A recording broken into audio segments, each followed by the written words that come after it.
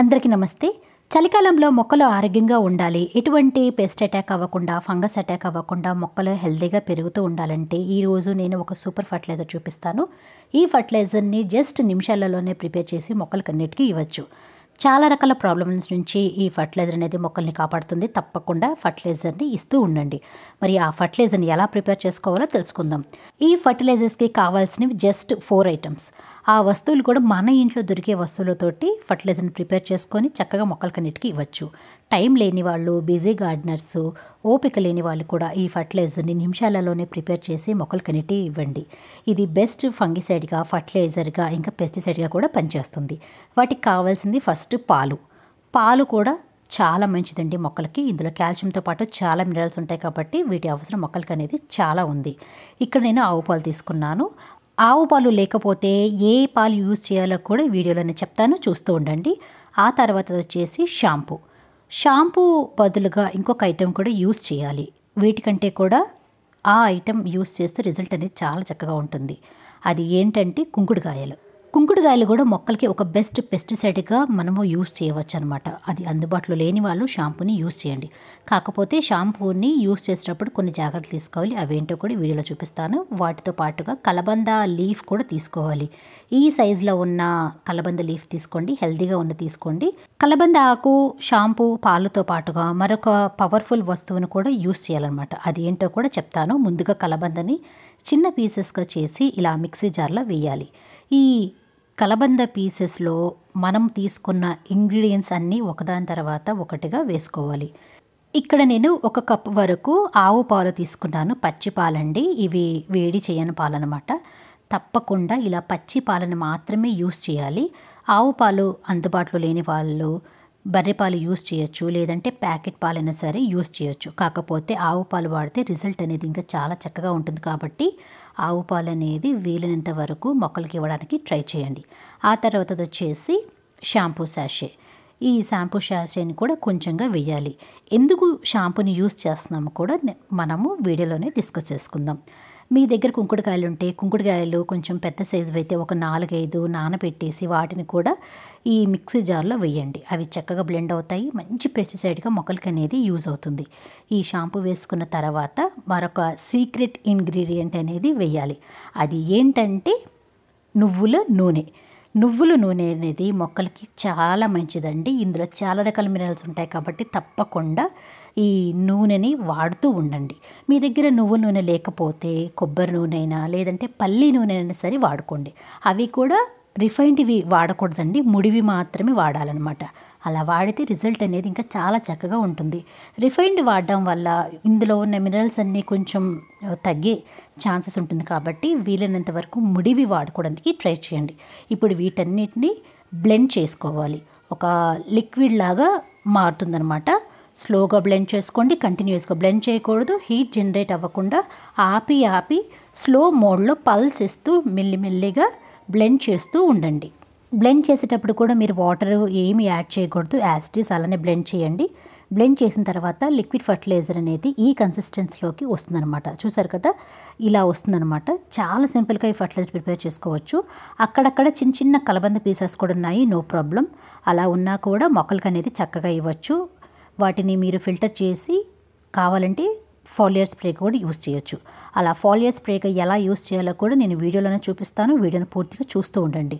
ఇప్పుడు వీటిని మనము మట్టిలో ఇవ్వబోతున్నాము, అలాగే మొక్కల పైన కూడా స్ప్రే చేసుకోబోతున్నాము. మొక్కలకి ఇచ్చే ముందుగా కొన్ని జాగ్రత్తలు తీసుకుందాం. ఇక్కడ మీరు గమనించారా, మందార మొక్కకి ఎఫిడ్స్ అనేది అటాక్ అయింది. వీటికి మీలీ బగ్స్ కూడా అటాక్ అవుతూ ఉంటాయి అన్నమాట.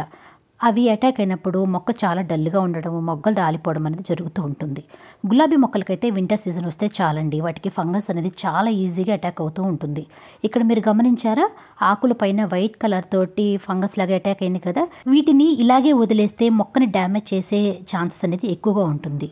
ఇక్కడ ఆకులు తినే పురుగులు కూడా మొక్కని అటాక్ చేశాయి కాబట్టి వీటిని కూడా మనం ఈజీగా కంట్రోల్ చేసుకోవచ్చు ఈ ఫర్టిలైజర్ ద్వారా. అంతేకాకుండా మొగ్గలు రాలిపోవడము, లేదంటే సగం విచ్చుకోవడము, మొగ్గలు మాడిపోవడము, అలాంటి ప్రాబ్లమ్స్ అన్ని గులాబీ మొక్కలు ఫేస్ చేస్తూ ఉంటాయి కదా.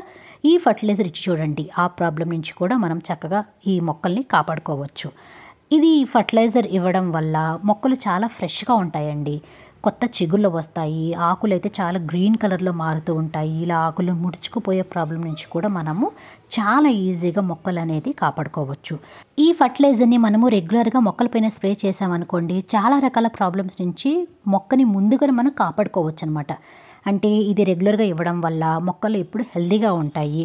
పెస్ట్ అటాక్ కూడా అంత ఈజీగా మొక్క పైన అటాక్ చేయకుండా ఉంటుంది. ఈ ఫర్టిలైజర్‌ని మనము రెగ్యులర్‌గా 15 డేస్‌కి ఒకసారి ప్రతి ఒక్క మొక్కకి అందిస్తూ ఉండండి.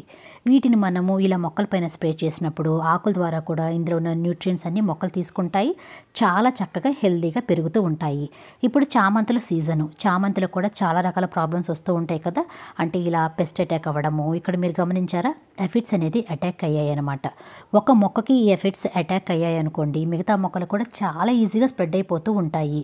ఈ ఎఫిడ్స్‌ని కంట్రోల్ చేయాలంటే కొంచెం కష్టమని చెప్పుకోవచ్చు.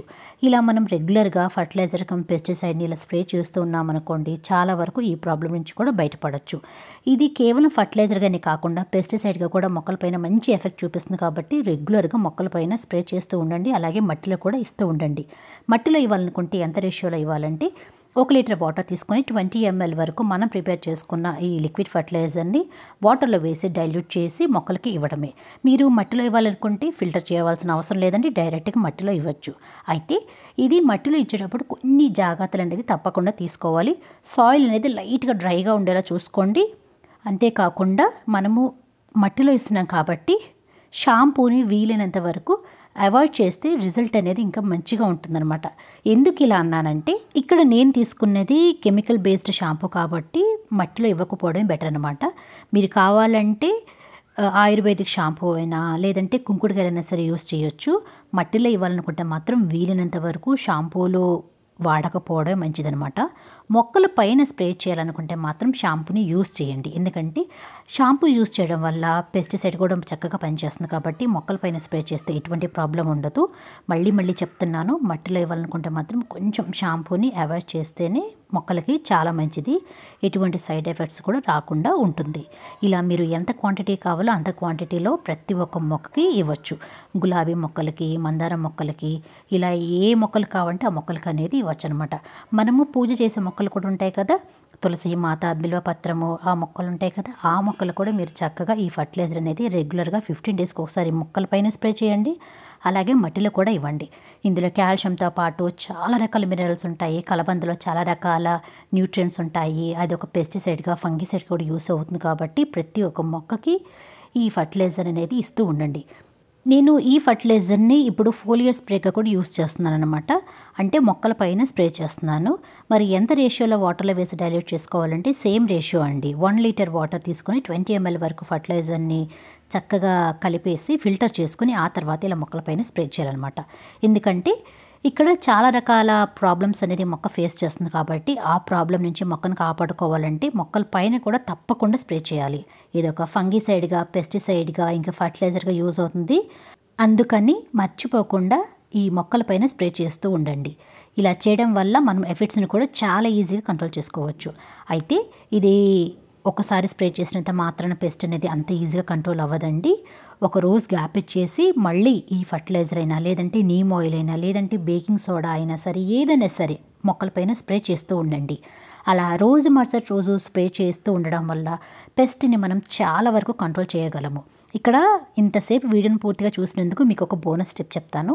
ఫర్టిలైజర్ మనం మొక్కలకి ఇవ్వగా కొంచెం మిగిలిపోయింది. మరి వీటిని మనం పడేయడానికి ప్రాణం ఒప్పదు కదా. వీటిని ఏం చేయాలంటే ఇలా 8 కంటైనర్లో వేసి చక్కగా స్టోర్ చేసుకోవచ్చు. ఎన్ని రోజుల వరకు స్టోర్ చేసుకోవచ్చు అంటే 1 వీక్ వరకు స్టోర్ చేసుకోవచ్చు. కాకపోతే నేను ఇప్పుడు జస్ట్ 1 డే వరకే స్టోర్ చేసుకుంటున్నాను.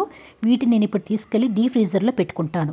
డీప్ ఫ్రీజర్లో పెట్టుకోవడం వల్ల ఇది గడ్డగట్టిపోతుంది కాబట్టి నెక్స్ట్ డే మళ్ళీ కొంచెం వాటర్లో డైల్యూట్ చేసి మొక్కలపైన స్ప్రే చేసుకుంటాను. ఎందుకంటే పెస్ట్ అటాక్ ఉంది కాబట్టి పెస్ట్ కంట్రోల్ అవ్వడానికి మళ్ళీ మొక్కలపైన స్ప్రే చేయాలి కాబట్టి తప్పకుండా ఈ ఫర్టిలైజర్ నేను మళ్ళీ వాడుకుంటాను. వీడియో నచ్చితే మర్చిపోకుండా లైక్ చేయండి. వీలైతే కనీసం ఒక్కరికైనా షేర్ చేయండి. ఇలాంటి మరిన్ని వీడియోస్ కోసం ఛానల్ సబ్స్క్రైబ్ చేసుకోండి. చలికాలంలో మొక్కలకి తీసుకోవాల్సిన జాగ్రత్తల గురించి తెలుసుకోవాలంటే ఛానల్ని ఫాలో అవుతూ ఉండండి. నెక్స్ట్ వీడియోలో మళ్ళీ కలుద్దాం. అంతవరకు బాయ్.